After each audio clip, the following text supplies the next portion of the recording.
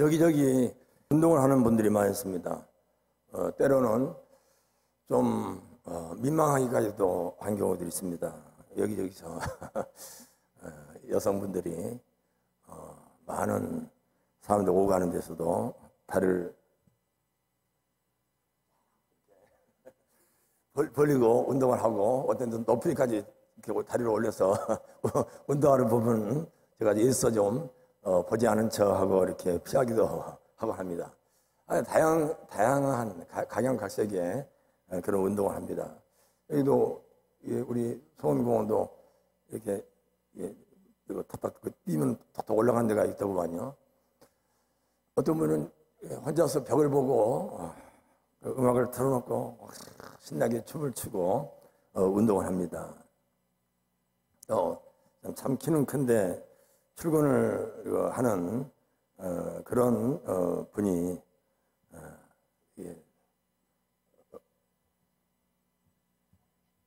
이렇게 아주 그냥 조신하게 처음부터 끝까지 변함없이 그렇게 우리 공원을 도는 분도 있습니다. 방금 그분이 제일 오래까지 하고 계신 것 같아요. 근데 근자 한두 주는 제가 못 봤습니다만은 저는 여러 다양하게 운동하는 분들을 지나가면서 유심히 이렇게 보고 갑니다.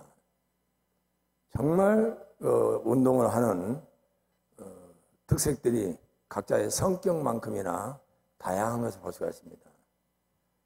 참 보기 좋은 사람이 꽃보다도 아름답다라고 하는 노랫말도 있듯이 참 다양하게 이렇게 살아가는 모습들을 보면은 참 예쁘고 멋있고 아름답고 존경스러운 참 하나님의 피조물이구나, 피조 세계를 보는 것 같아서 흐뭇할 때가 많이 있습니다. 그럴 때마다 저 가슴 속에 딱 한 가지 남아있는 것은 저 운동을 언제까지 하시려나 하는 그 일관성에 대한 질문을 한번 던져봅니다. 제가 보기에는 주변에 이렇게 다양하게 운동하는 분들을 1년 동안 지속적으로 한 분들은 거의 못 봤습니다. 1년, 2년, 3년, 4년 지속적으로 한 분은 나이 드신 그 어르신들, 어느 순간은 제가 누군지 몰랐다가 한 10여 년이 흐른 지금에 와서는 목사님 오늘 일찍 가시네요, 오늘 늦게 오셨네요 할 정도로 아무런 대화를 안 했지만은 그래도 서로가 교감을 하고 그렇게 호칭을 하는 그런 분들, 일상이 되어 있는 분들, 정상까지 오르락내리락 하지 않고 특별하게 눈에 띄는 그런 방식을 선호하지도 않지만은 일상이 되어서 뭐 딱히 집 안에만 머물 수가 없는 터인지라 일상이 되어서 몇몇 친구들과 이웃들과 서너 명이서 하루 종일 주변에서 같이 가기도 하고 앉아있기도 하고 등등의 눈에 띄지 않는 방식으로 생활화가 되어 있는, 일상이 되어 있는 그런 이 운동이랄까, 삶의 패턴이랄까, 이런 경우는 지속적으로 가고 있는 것을 볼 수 있습니다. 우리의 신앙생활도 마찬가지다라는 생각을 저는 그런 모습을 볼 때 교훈을 얻습니다.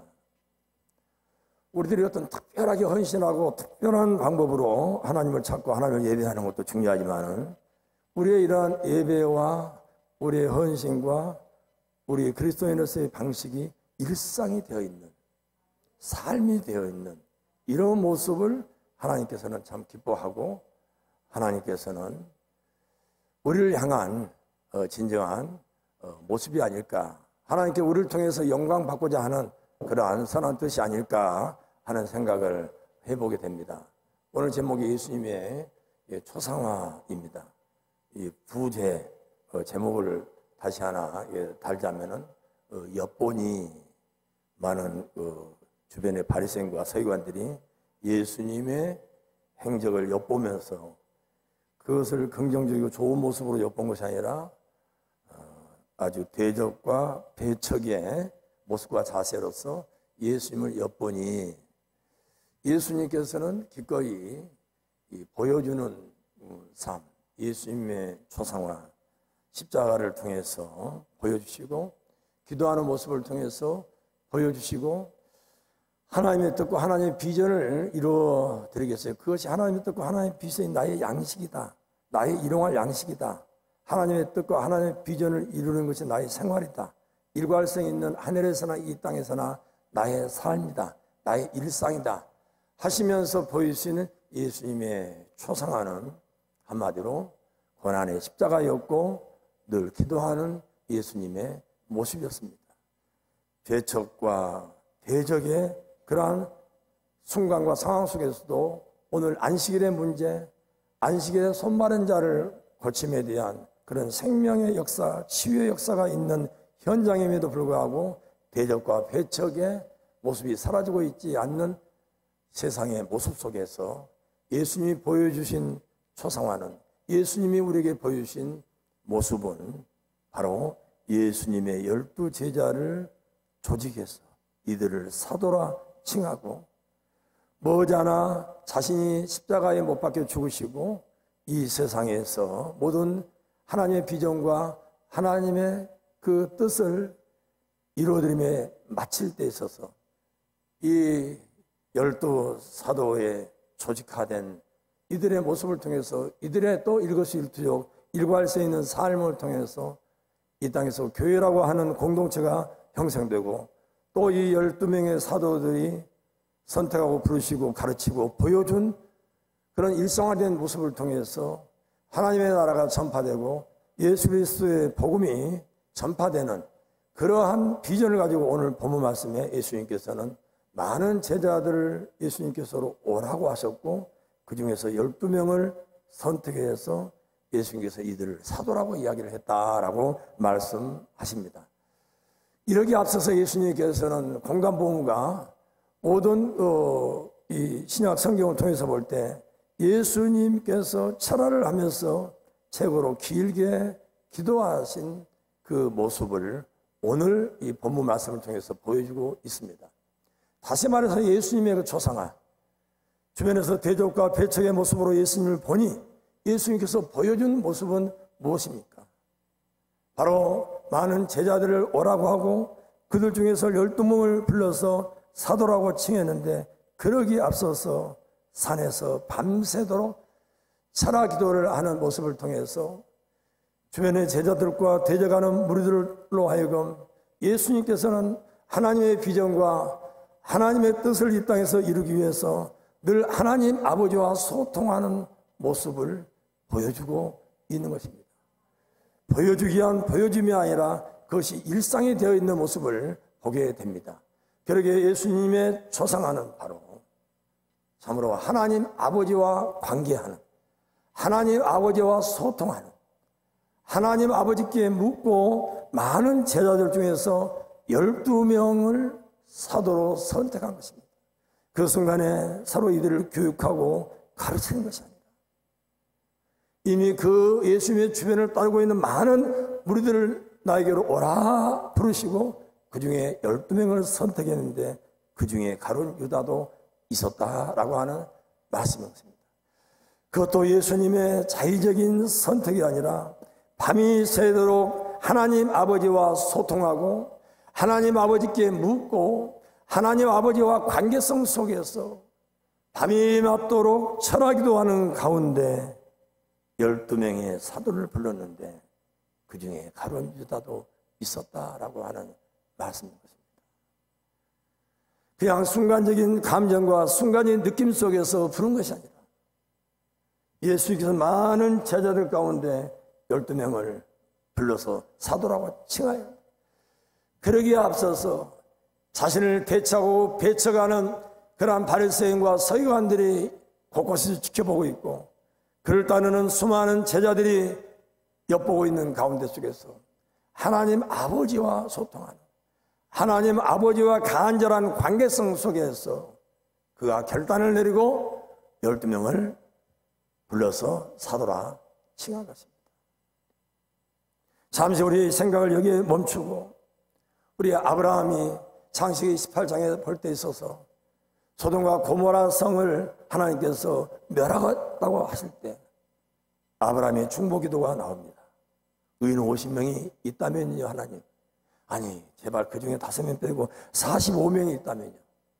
하나님, 제발 40명, 30명, 20명, 10명이 있다면요.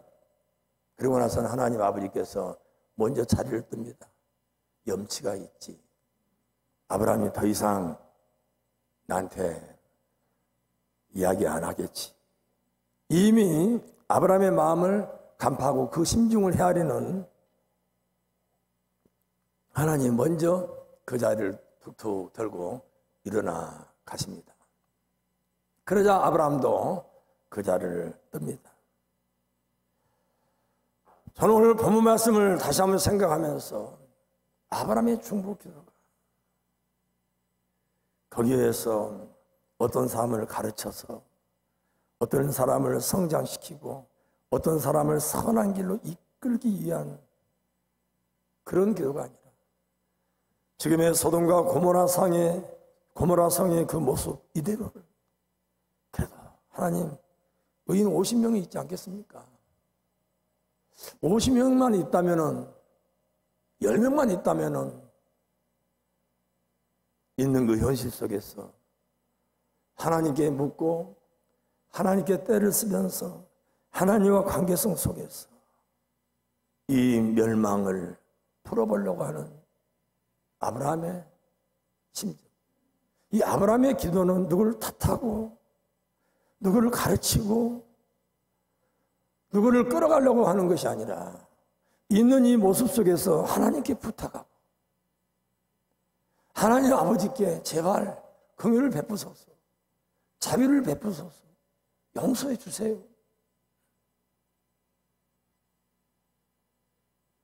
모세도 마찬가지입니다. 이스라엘 백성들이 참으로 아론과 더불어서 우상을 만들어서 그곳에 절을 할 때 있었어요. 모세는 하나님 앞에 기도합니다.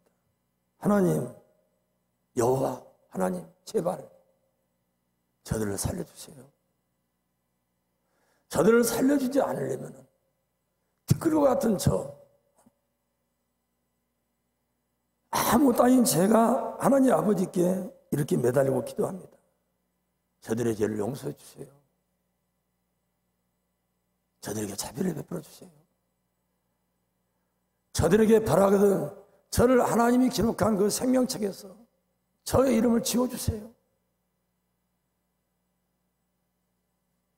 모세의 중보기도는 모세의 태도와 모세의 리더십은 이스라엘 백성들을 탓하고 나무라고 그들을 가르치고 그들을 책망하는 데 연연한 것이 아니라 하나님 앞에 달려가서 하나님 저들이 모르고 그랬습니다. 하나님 먼지 맛도 티만도 못한 제가 하나님 앞에 지금 중보합니다. 제발 자비를 베풀어 주세요. 제발 살려주세요. 정 살려주지 못했다면 저 이름을 하나님이 기록한 그 책에서 저 이름을 제해버리세요. 없애버리세요.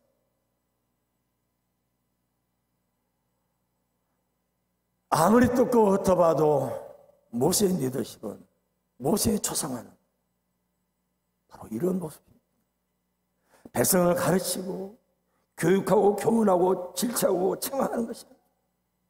모세의 기도는 원망하는 기도가 아니라 백성들을 진노하는 그러한 기도가 아니라 하나님 앞에 나가서 살려주세요.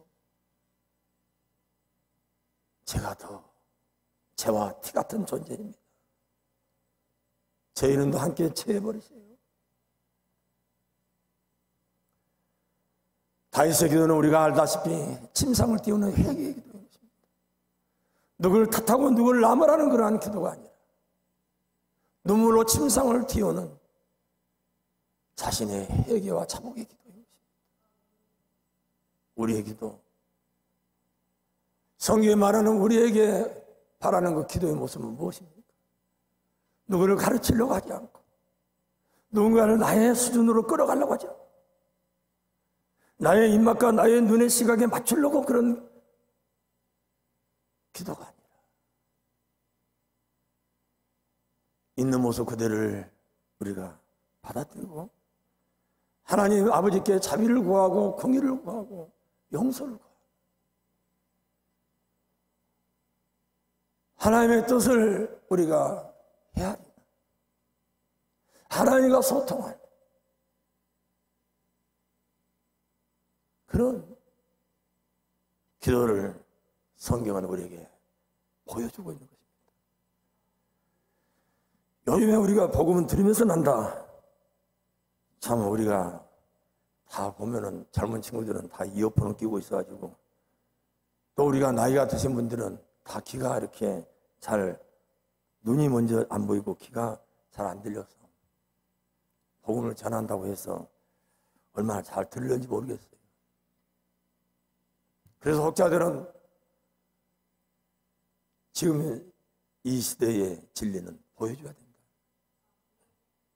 스마트폰 세대 모든 걸 보는 것으로서 느끼고 그렇게 행동하고 반응을 보이는 지금의 세대들에게는 복음을 보여줘야 됩니다.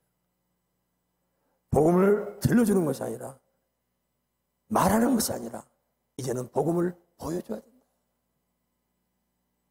오늘 예수님께서는 저와 여러분들에게 기도를 보여주고 있는 것입니다. 예수님의 초상하는 저에게 여러분에게 기도를 보여주고 있는 것입니다. 공간복음에서 참으로 오늘 본문 말씀인 누가복음만큼 예수님의 기도의 모습을 생상에 그린 그러한 복음서도 없습니다. 요한복음 3장 21절에 보면은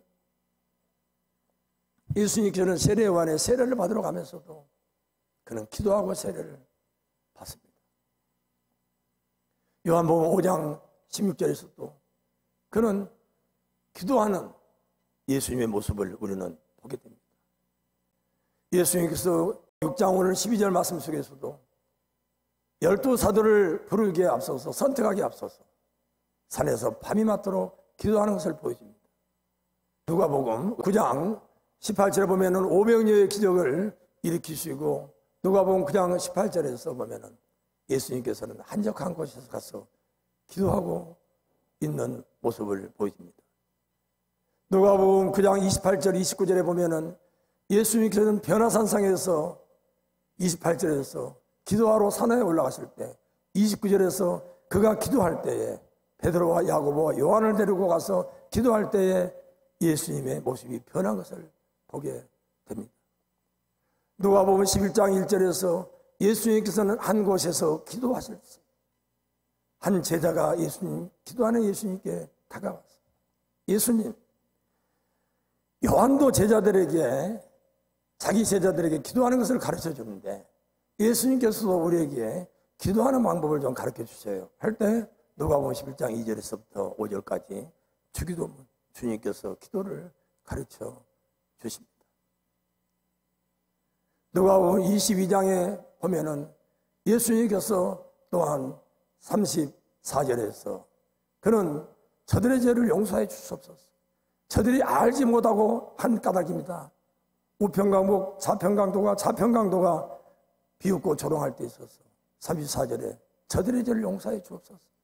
마치 스데반 집사가 사도행전 7장 60절에서 저들의 죄를 용서해 주셔서 저들이 알지 못하고 합니다라고 그렇게 스데반 집사가 사도행전 7장 60절에서 말씀한 것처럼 아니 예수님께서 그렇게 기도한 것을 본 스데반 집사도 그러한 하나의 모범을 보이듯이 먼저 예수님께서는 누가복음 22장 34절을 통해서 그가 십자가상에서도 좌편강도를 위해서 또 자신을 십자가에 내놓기 위해서 모여드는 무리들을 향해서 아버지 저들의 죄를 용서해 주옵소서.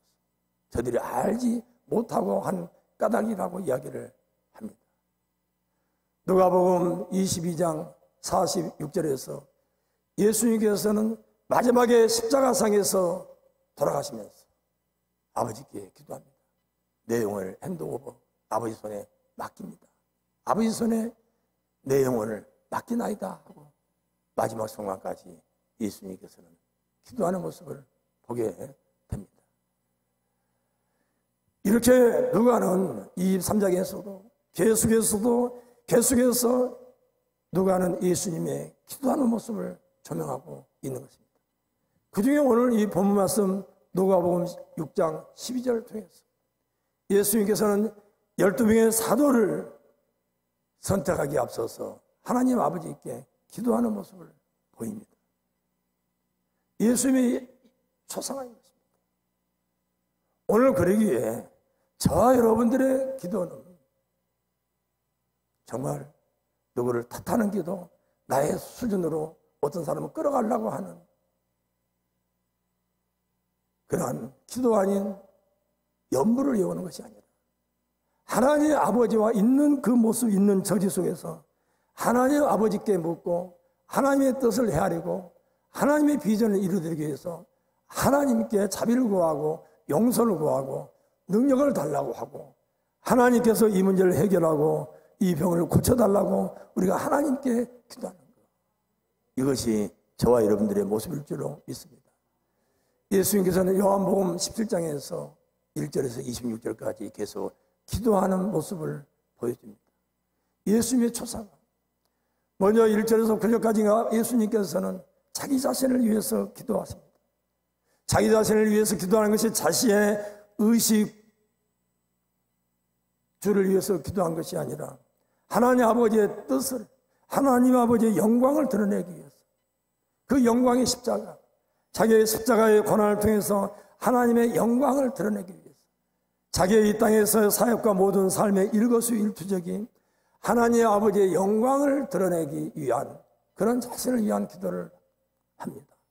그리고 이어서 사랑하는 제자들을 위해서 기도합니다.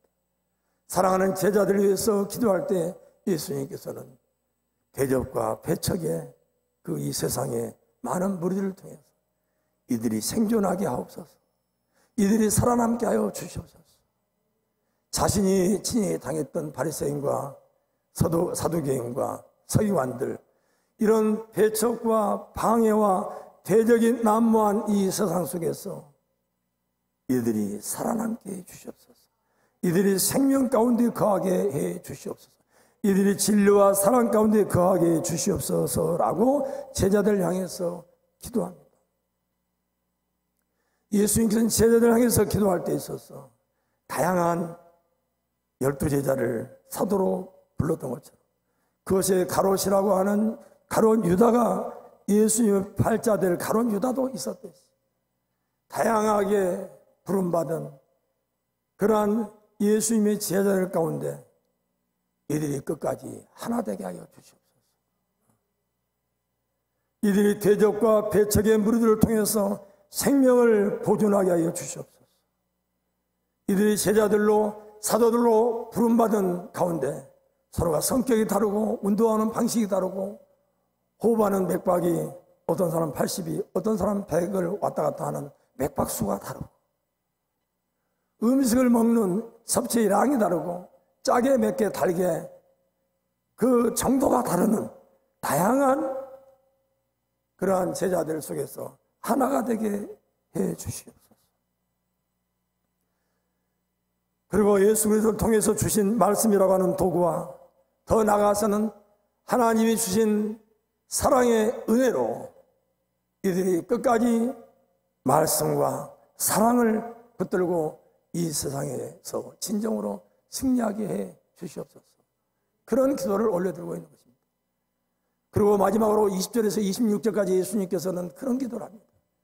이러한 예수님의 제자 사도라 칭하는 이들을 통해서 이들이 많은 사람을 부르고 많은 사람들에게 보여주기를 통해서 엿보고 있는 많은 사람들에게 거룩함을 보여주고 이들이 예수님께서 하나님의 뜻을 이 땅에서 이루어드리면서 그렇게 보여줬던 것처럼 거룩함을 나타냈던 것처럼 하나님의 영광을 드러냈던 것처럼 그렇게 기도했던 것처럼 예수님의 이 12 사도들도 자기를 본받아서 다른 세상의 모든 사람들에게 보여주기를 통해서 십자가를 보여주고 고난과 십자가의 그 길을 가는 걸 보여줌을 통해서 오늘날 교회로 칭하는 수많은 무리의 공동체들이 예수 그리스도가 다시 오시는 그 날까지 계속해서 거룩한 무리로서 정말 하나님과의 관계성 속에서 서로가 용서하고 자비를 베풀고 용납하는 그런 제자들로 예수님께서는 아직까지 보지 못했고 이 지상에서 볼 수 없었던 미래의 그 많은 사람들에게 미래의 교회들을 위해서 예수님께서는 기도하고 계십니다. 오늘 이렇게 저와 여러분들은 예수님의 기도, 성경 전체에 나와 있는 기도의 모습과 기도의 내용과 기도의 태도를 우리가 바라보는 가운데 우리의 기도는 우리의 수준으로 우리의 생각으로 누군가를 끌어올려고 하는 것이 아니라 우리의 있는 모습 이대로를 우리는 그대로 참으로 하나님 앞에 내어놓고 하나님의 아버지께 우리들이 자비를 구하고 용서를 구하고 우리의 부족함과 모자람을 우리가 구하는 가운데 필요하면 우리에게 능력을 구하고 필요할 때 우리에게 건강을 구하고 필요할 때 우리가 참으로 하나님의 선한 뜻을 알게 해달라고 지혜를 구하는 그런 저와 여러분, 오늘 성경이 말하는 그러한 기도, 예수님의 초상화 속에 우리에게 보여주고 있는 그런 기도, 이런 기도를 통해서 진정으로 오늘 본문 속에 담겨져 있는 예수님의